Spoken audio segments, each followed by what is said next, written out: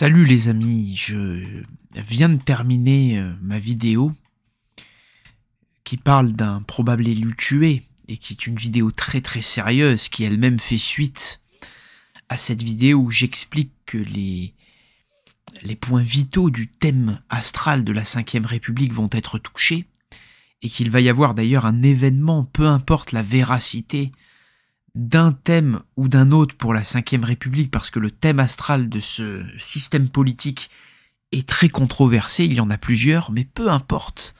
On sait très bien que la Ve République, comme je l'ai précédemment expliqué, est née en septembre 1958, et que nous allons avoir, sur cette fin d'année, environ 2-3 mois avant et 2-3 mois après le 25 décembre 2023, mais plus nous nous rapprocherons de la date, et plus l'effet donc de cet aspect arrivera, c'est l'inversion des nœuds lunaires.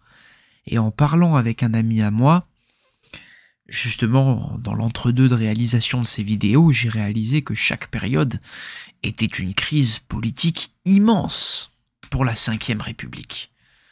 Et qu'en France, on a eu vraiment des dramas très forts, qui ont souvent d'ailleurs mené à des grandes crises pour le pouvoir, voire même avec des démissions et des destitutions importantes. Et je vous renvoie aux détails, je vais vraiment rester sur l'essentiel pour faire une très courte capsule, mais je vous renvoie vraiment à ces deux vidéos si vous en avez le temps. Elles détailleront ce qui peut éventuellement se passer, et quand, et à quoi s'attendre. Vraiment, donc je vous renvoie vers ces podcasts fascinants, sur lesquels j'ai eu des retours excellents, et qui m'ont poussé justement à vous faire encore ces vidéos dans le détail. C'est pour moi quelque chose que j'ai trouvé fascinant. Donc l'inversion des nœuds lunaires, c'est un cycle qui a un rapport avec le transit du nœud nord et de l'axe des nœuds lunaires.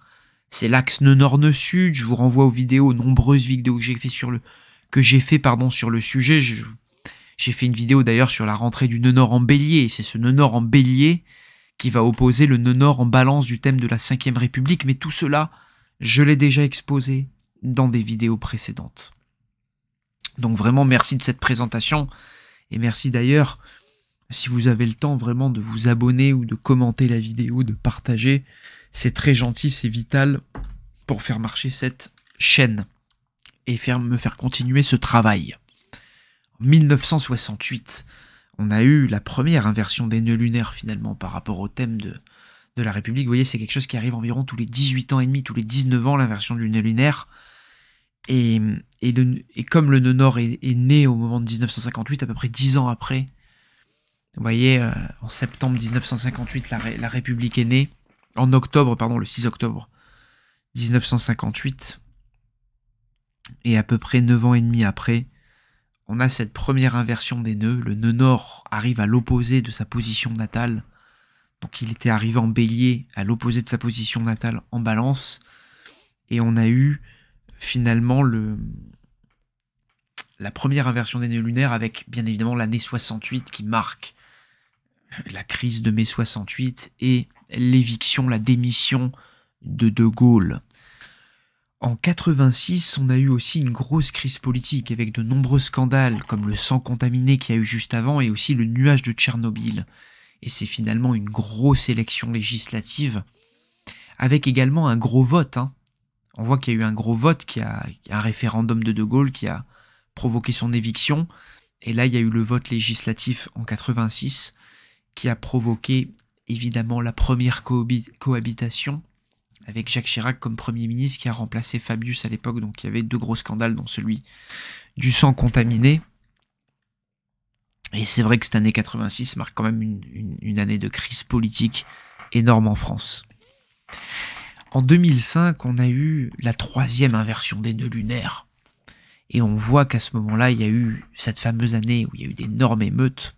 En 2005, un mois de mai 2005 d'ailleurs très violent, avec un référendum ou un traité de Lisbonne, là. Il y a eu un rejet massif des Français.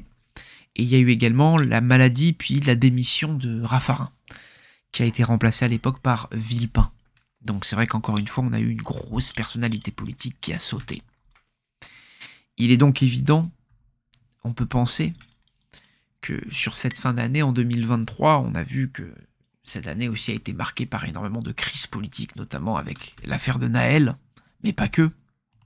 On peut donc penser que sur cette fin d'année, il y aura une énorme crise politique qui impactera le Sagittaire Macron et l'ascendant Sagittaire David Lisnard, mais également le descendant Sagittaire Emmanuel Borne qui a son descendant, hein, donc le point opposé à l'ascendant, ce qu'on appelle le début de la maison 7, sur le soleil d'Emmanuel Macron, d'ailleurs à 1 degré près, donc sur le dernier décan du Sagittaire.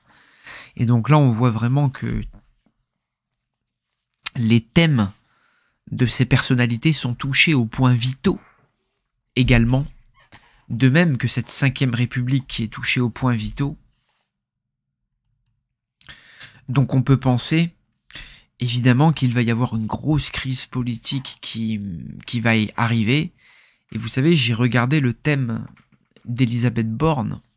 Il m'a beaucoup interpellé parce que j'ai vu un gros carré Soleil-Saturne. Je n'avais pas encore trop analysé son thème. Et de suite, je me suis dit, mais waouh, qu'est-ce qui s'est passé avec le père? Vous avez vu ma vidéo sur le Soleil et Saturne. Tous les artistes qui sont marqués par la tension entre le Soleil et Saturne ont souvent un gros défi avec le père. Et en voyant le thème de Borne, avec ce Saturne dans la maison 8, j'ai pensé à une mort, à quelque chose qui pouvait être très grave avec le père.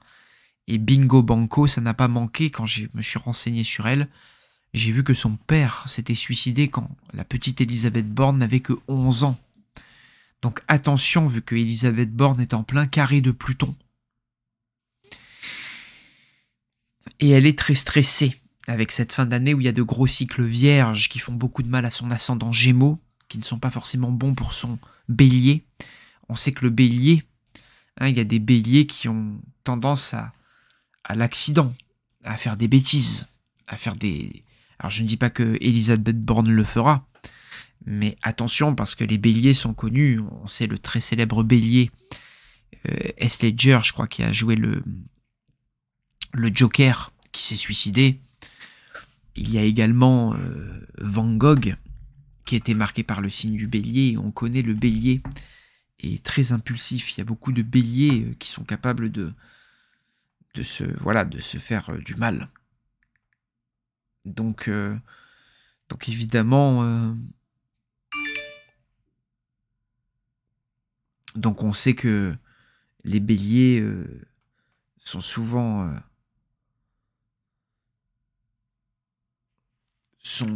victimes d'accidents. On connaît le suicide de Van Gogh et par exemple de cet acteur qui a joué au Joker. Donc attention donc qu'il n'y ait pas un stress et des dissonances qui frappent Elisabeth Borne sur cette fin d'année, que ce soit d'ailleurs personnellement ou indirectement. On voit que ces trois personnages éminemment importants dans la politique française pourraient être concernés par un événement qui pourrait impliquer la mort d'un élu dans le pire des cas. Et je dis bien qu'il pourrait. Encore une fois, l'astrologie n'est pas une science exacte, mais on voit qu'à chaque inversion des nœuds lunaires, il y a eu une crise politique importante, avec une éviction importante. Ce qu'on peut aussi rajouter, c'est que il va y avoir une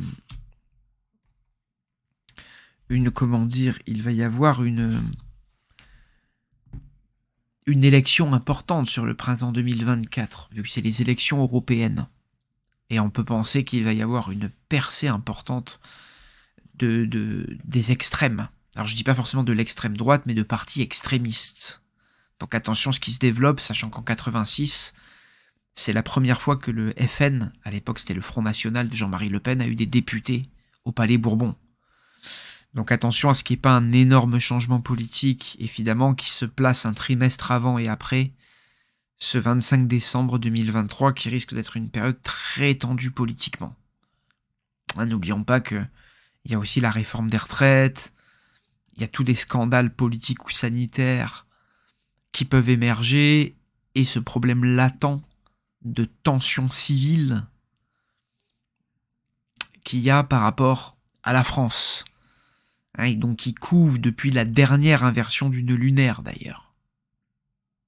Voilà les amis, je vais essayer de faire court et essayer de faire moins de 10 minutes. Je vous remercie pour avoir suivi ce podcast et je vous renvoie aux vidéos précédemment effectuées. Portez-vous bien, je vous embrasse, prenez soin de vous et merci d'avance de vous abonner, de partager, de commenter ce travail et de le faire vivre. Encore merci, je vous en suis très gré.